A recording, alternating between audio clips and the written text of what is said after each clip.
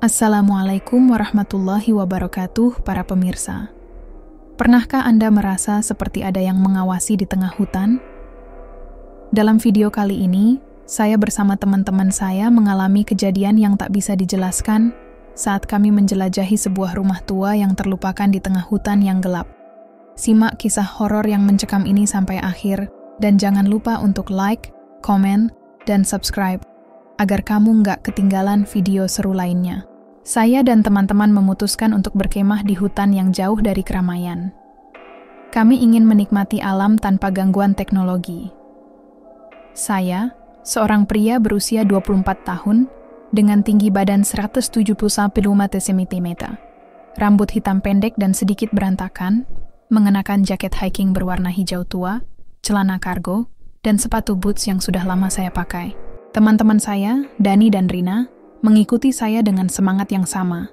Dani memakai jaket merah dan celana jeans, sementara Rina mengenakan jaket ungu dan legging hitam. Kami semua membawa ransel dengan perlengkapan berkemah lengkap. Kami memulai perjalanan sekitar pukul 3 sore, dengan sinar matahari yang masih cukup terang. Jalan menuju hutan sedikit terjal, dengan tanah yang berdebu dan akar pohon yang menjulur keluar dari tanah. Udara terasa segar, dan setiap langkah kami ditemani oleh suara alam. Angin yang berbisik, daun yang bergesekan, dan suara burung yang terbang di antara pepohonan. Namun, ada sesuatu yang membuat saya merasa sedikit tidak nyaman. Meskipun ini adalah petualangan pertama kami bersama, saya tidak bisa mengabaikan rasa cemas yang perlahan menyelinap ke dalam pikiran saya. Kami terus melangkah lebih dalam ke dalam hutan. Di sekitar kami, pemandangan semakin berubah. Pepohonan semakin tinggi dan rapat, membentuk kanopi yang menghalangi cahaya matahari. Hutan ini terasa sepi, tidak seperti hutan-hutan lainnya yang sering kita temui. Tidak ada suara binatang atau serangga yang biasanya terdengar di alam liar. Rina, yang biasanya sangat ceria, mulai terlihat sedikit cemas. "Kenapa tidak ada suara apapun di sini?" tanyanya. Suaranya terdengar lebih pelan dari biasanya. Dani hanya tertawa dan menyebutnya sebagai khayalan, tetapi saya merasa ada yang salah dengan suasana ini. Setelah beberapa saat, kami tiba di sebuah tempat yang sedikit lebih terbuka, di mana tanahnya lebih rata. Kami berhenti sejenak untuk beristirahat, membuka ransel dan menikmati camilan. Rina terlihat semakin gelisah, namun Dani dan saya mencoba meyakinkannya bahwa itu hanya rasa takut biasa yang muncul ketika berada di tempat yang asing. Kami duduk melingkar di bawah pohon besar, dan meskipun suasana terlihat tenang, ada perasaan aneh yang terus mengganggu saya. Angin yang kencang mulai bertiup, meski sebelumnya cuaca cukup stabil. Saya mencoba mengabaikannya dan fokus pada percakapan kami, tetapi bayangan yang melintas di balik pepohonan membuat saya merasakan ketegangan yang semakin meningkat. Malam mulai menyelimuti hutan, dan kami memutuskan untuk mencari tempat yang lebih baik untuk mendirikan tenda. Kami menyalakan senter dan melanjutkan perjalanan, berusaha mencari lokasi yang aman. Namun, semakin lama kami berjalan, semakin terasa bahwa hutan ini bukanlah tempat yang biasa. Di tengah kegelapan, kami merasakan seperti ada yang mengawasi kami. Tiba-tiba, kami melihat cahaya redup di kejauhan, yang tampaknya berasal dari sebuah bangunan. Penasaran, kami memutuskan untuk mendekat, tanpa menyadari bahwa itu adalah awal dari pengalaman horor yang akan mengubah malam kami selamanya. Setelah beberapa menit berjalan menuju sumber cahaya yang samar, kami akhirnya sampai di sebuah tempat yang sangat aneh. Di antara pepohonan yang rapat, berdiri sebuah rumah tua yang sudah terlihat sangat usang. Bangunan itu tampak seperti ditinggalkan bertahun-tahun lamanya. Dindingnya dipenuhi lumut, dengan atap yang sebagian besar sudah runtuh, dan jendela-jendela pecah menambah kesan seram. Pintu depan rumah itu terbuka sedikit, memberi tanda bahwa rumah ini mungkin belum sepenuhnya ditinggalkan. Saya merasakan ketegangan mulai menguasai diri saya, namun rasa penasaran yang kuat membuat saya ingin masuk. Rina mulai terlihat ragu, tetapi Dani dengan bersemangat berkata, "Kita tidak datang jauh-jauh hanya untuk menghindari tempat ini." Kami bertiga akhirnya melangkah ke dalam rumah itu. Begitu kami masuk, udara di dalam terasa lembab dan dingin, berbeda jauh dari suhu di luar. Ruang depan penuh dengan perabotan lama yang sudah rapuh. Ada kursi kayu yang patah, meja yang hampir runtuh, dan sebuah lemari yang terlihat sangat kuno. Bau apek menyeruak ke hidung saya, dan rasanya seolah-olah waktu telah berhenti di sini.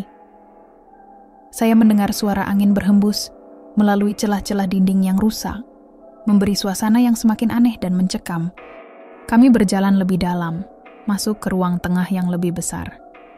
Di sana, kami menemukan lebih banyak barang-barang lama yang terbengkalai. Namun, ada sesuatu yang aneh di sudut ruangan. Sebuah cermin besar yang tampaknya baru saja dibersihkan, mencolok di tengah kegelapan. Saya merasa seperti ada yang mengawasi dari balik cermin itu. Tetapi ketika saya menatap lebih dekat, tidak ada apa-apa. Rina, yang berdiri di samping saya, juga merasakan hal yang sama, dan ia mulai merasa sangat tidak nyaman. "Ayo keluar, ini sudah cukup," katanya dengan suara bergetar. Namun, Dani masih ingin mengeksplorasi lebih jauh. "Tunggu, kita belum selesai," jawab Dani dengan penuh semangat meski terlihat ragu. Kami melanjutkan perjalanan, semakin jauh memasuki rumah yang lebih gelap. Beberapa langkah lebih jauh, kami menemukan sebuah pintu yang terkunci. Dani, dengan rasa penasaran yang tinggi, mencoba membuka pintu itu. Setelah beberapa kali menekan gagang pintu, ia akhirnya berhasil membukanya, dan kami masuk ke ruang bawah tanah yang gelap. Hawa dingin yang sangat pekat menyergap kami begitu pintu terbuka. Ruangan itu dipenuhi dengan barang-barang yang tidak jelas, seperti tumpukan kain dan kotak-kotak kayu tua yang berdebu. Tidak ada cahaya sama sekali di sini, hanya suara gemerisik yang datang entah dari mana. Saya merasa tubuh saya membeku, merasakan ketegangan yang semakin meningkat, dan tiba-tiba saya mendengar suara langkah kaki di atas kami, meskipun kami tidak melihat siapapun. Saat kami berbalik untuk pergi, kami merasa ada yang salah. Pintu yang kami buka sebelumnya tiba-tiba tertutup dengan keras, meskipun tidak ada angin yang cukup kuat untuk menutupnya. Kami mencoba membukanya, tetapi pintu itu terkunci rapat. Panik mulai menyelimuti kami, dan saya bisa merasakan jantung saya berdebar kencang. Tiba-tiba, ada suara deritan kayu di atas kami, seolah sesuatu bergerak di lantai atas. Kami bertiga saling menatap, dan dalam sekejap, kami semua sepakat untuk mencari jalan keluar dari rumah itu. Kami mulai panik, mencoba mencari jalan keluar dari rumah tua yang terasa semakin mengerikan. Pintu yang sebelumnya terkunci, kini terbuka dengan sendirinya, memberi kami sedikit harapan. Namun, ketika kami melangkah keluar dari basement, suasana di rumah itu seakan berubah. Semua ruangan kini terasa lebih gelap, dan suasana mencekam makin terasa.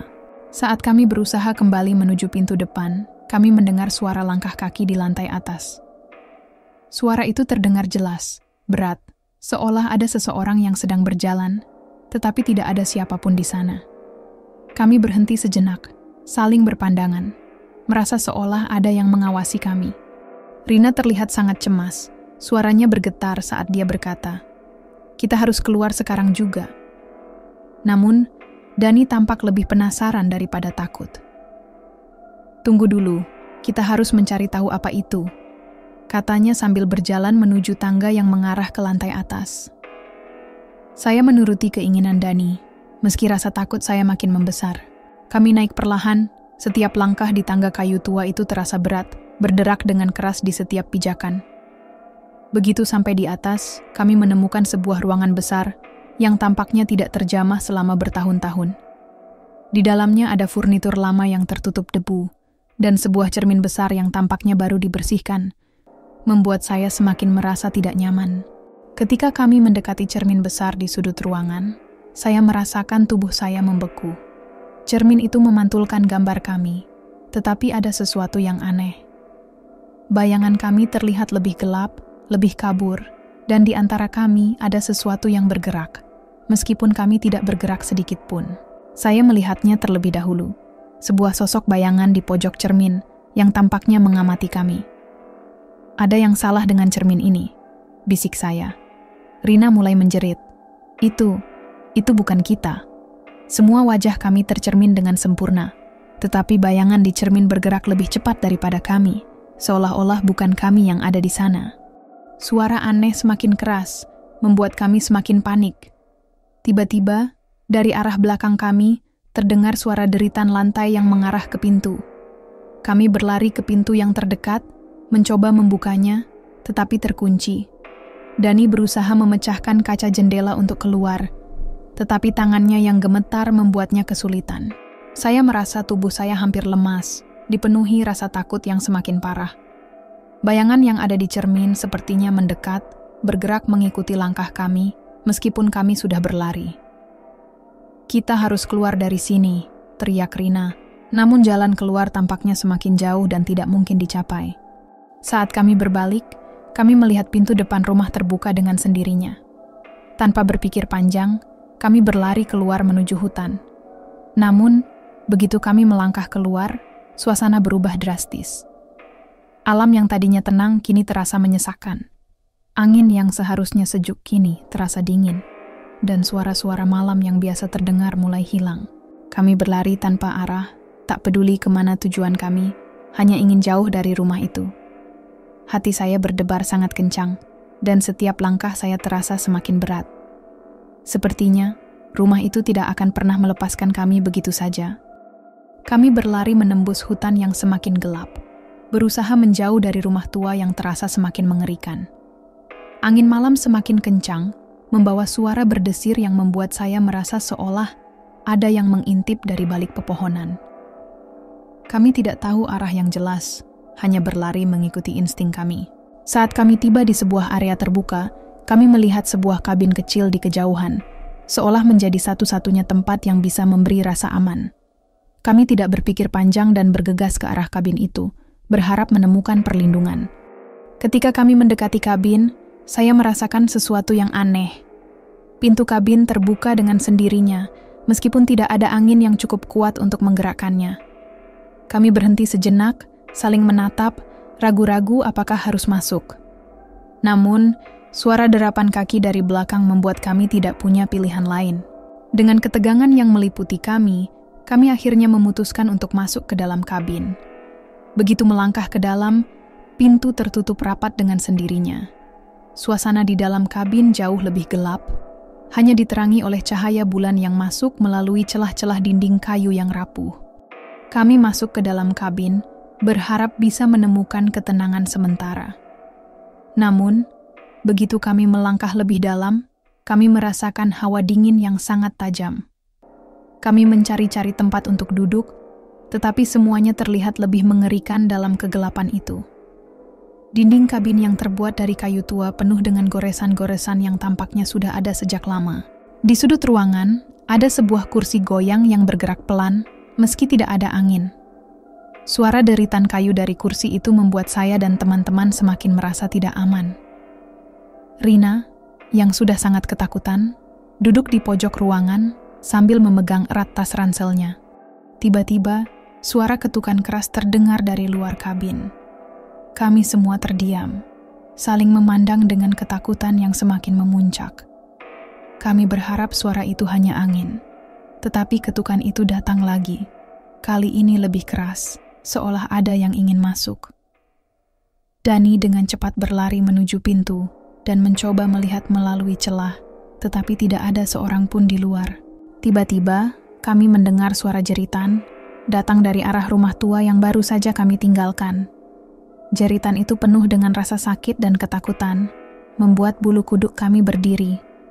Tanpa berpikir panjang, kami mencoba mengunci pintu kabin, berharap bisa melindungi diri dari apapun yang ada di luar. Saat kami mencoba mengunci pintu kabin, terdengar suara keras yang memecahkan kaca jendela di belakang kami. Kami berbalik dengan cepat, dan di sana, di balik jendela, tampak sosok hitam yang bergerak dengan cepat. Itu bukan manusia. Bayangan itu bergerak begitu cepat, seperti angin. Namun ada sesuatu yang sangat tidak manusiawi tentang gerakannya. Kami semua berteriak, panik, berusaha mencari jalan keluar. Dani mencoba membuka pintu, tetapi terkunci rapat. Kami terjebak, dan bayangan itu semakin dekat, seolah-olah datang untuk menjemput kami. Dalam kepanikan itu, kami tahu kami harus keluar. Tetapi tampaknya, tidak ada jalan keluar yang aman. Ketika bayangan itu semakin mendekat, saya merasa seperti waktu berjalan lebih lambat. Kami semua terdiam, mencoba menenangkan diri, tapi rasa takut yang meresap membuat saya merasa sesak. Pintu kabin yang terkunci tidak bisa dibuka, dan suara ketukan di jendela semakin keras. Dani mencoba menahan pintu dengan sekuat tenaga, tetapi jendela belakang itu tiba-tiba pecah, mengeluarkan suara keras yang membuat kami semua melompat. Ketika saya menoleh, saya bisa melihat sosok hitam itu lebih jelas melalui celah-celah dinding, seperti makhluk yang tidak bisa dijelaskan dengan kata-kata. "Kita tidak bisa bertahan di sini," bisik saya, hampir tidak bisa berbicara karena ketakutan. Kami semua berlari ke pojok kabin, berusaha mencari perlindungan, tapi ruang itu terasa semakin sempit dan sesak. Rina menangis, memegang erat tas ranselnya, sementara Dani berusaha tetap tenang meskipun wajahnya pucat. "Kita harus bertahan. Kalau kita keluar, kita pasti akan lebih berisiko," katanya. Meskipun saya bisa melihat betapa dia mulai cemas. Saya mencoba mengingat jalan keluar, namun setiap kali saya melihat keluar, bayangan itu terus bergerak lebih dekat. Itu bukan manusia. Tubuhnya terdistorsi, seperti sosok yang terbuat dari kabut atau asap yang gelap. Kami tak punya pilihan selain menunggu, meskipun rasa takut itu semakin menyelimuti kami. Tiba-tiba, lampu kabin yang hanya diterangi cahaya bulan mulai berkedip, seperti ada arus listrik yang terganggu, atau mungkin itu adalah tanda lain bahwa rumah itu benar-benar tidak ingin kami pergi. Saya mencoba menenangkan diri, berusaha untuk tidak panik. Namun setiap detik yang berlalu semakin membuat saya merasa seolah-olah kami terjebak dalam mimpi buruk yang nyata. Suara langkah kaki di luar kabin semakin jelas, dan saya bisa merasakan getaran dari bawah kaki saya. Ada suara lain, seperti desisan halus, seolah-olah ada lebih dari satu makhluk yang mengelilingi kami. Setiap suara semakin menggema, mengisi udara dengan ketegangan yang tak terungkapkan. Suara itu semakin dekat, dan kami bisa mendengar seperti ada sesuatu yang mencoba masuk ke dalam kabin. Pintu yang terkunci tetap kokoh, tetapi jendela yang sudah pecah menambah rasa terancam. "Kita harus pergi sekarang juga," seru Dani dengan suara hampir putus asa. Dia mulai meraba tasnya, mencoba mencari senter cadangan. Namun, ketika dia menyalakannya, cahaya itu justru memantulkan bayangan gelap yang bergerak cepat di luar kabin. Kami berlari menuju pintu yang belum sempat dibuka. Namun saat pintu terbuka, suasana malam di luar terasa lebih menyeramkan. Hutan yang tadinya gelap kini tampak seperti tempat yang benar-benar tidak aman. Tidak ada suara, hanya keheningan yang mencekam. Kami tahu bahwa kami tidak bisa bertahan di sini lebih lama lagi. Saat kami melangkah keluar, saya bisa merasakan bahwa sesuatu mengawasi kami. Semua jalan terasa sama, hutan yang luas dan gelap, tanpa arah yang jelas. Kami berlari tanpa peduli, berharap bisa menemukan jalan keluar, tetapi ketegangan dan rasa takut itu terus mengikutinya. Tanpa ada tempat yang aman untuk bersembunyi, kami hanya bisa terus berlari, berharap akan ada pertolongan yang datang.